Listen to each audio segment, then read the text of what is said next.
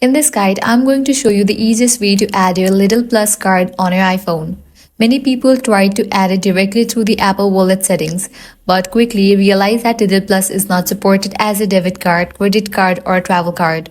When you launch your Apple Wallet, or you can go to Settings, then head over to the option Wallet and click on the option Add Card.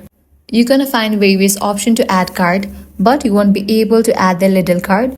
Apple still does not allow store membership cards like Lidl Plus to add it directly. Since Lidl Plus is a reward membership and not a payment card, the only effective workaround right now is through the Lidl Plus app itself. So open the Lidl Plus app and locate your digital Lidl Plus card, which contains a unique QR code.